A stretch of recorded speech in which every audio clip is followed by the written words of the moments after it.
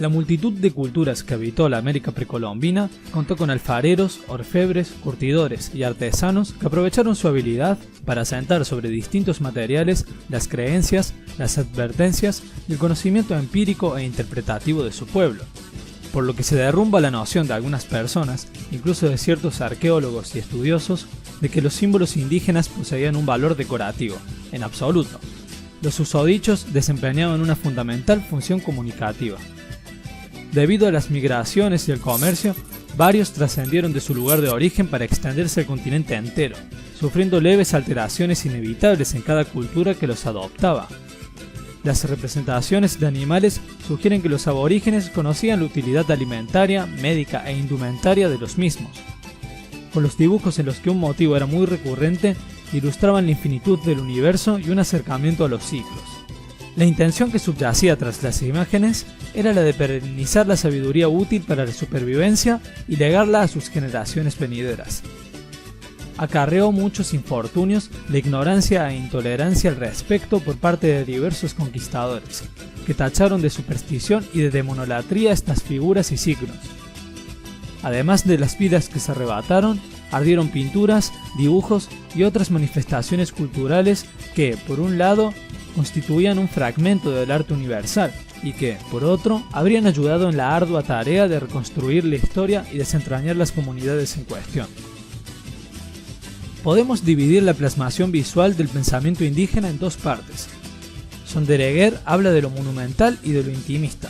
Lo primero está revestido con los conceptos de perpetuidad deificada, trascendencia y solemnidad, mientras que lo segundo consta de obras caducas, mortales, efímeras y transformables, expresadas en todos los géneros plásticos, los bidimensionales y los tridimensionales, a saber, cerámica, pintura, escultura, orfebrería, arquitectura, dibujo y textilería.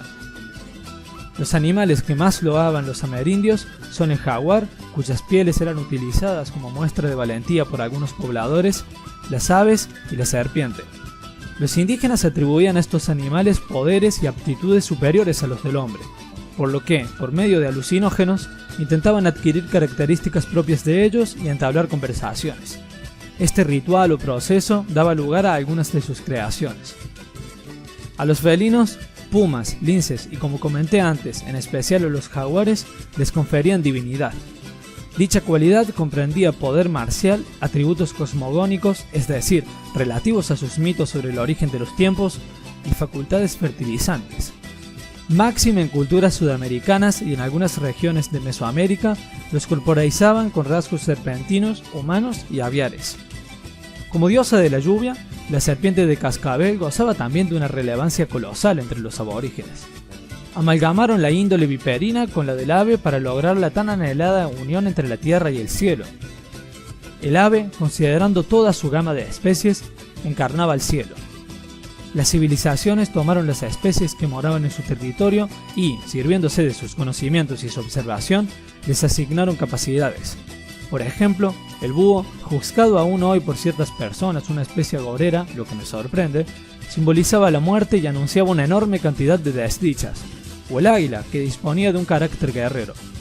Aparte de estos tres, los amerindios retrataban a muchos animales y vegetales más: llamas, arañas y otros insectos, quirquinchos, peces, alguna que otra especie de oso, caimanes, primates, iguanas, maíz y otras plantas, etc.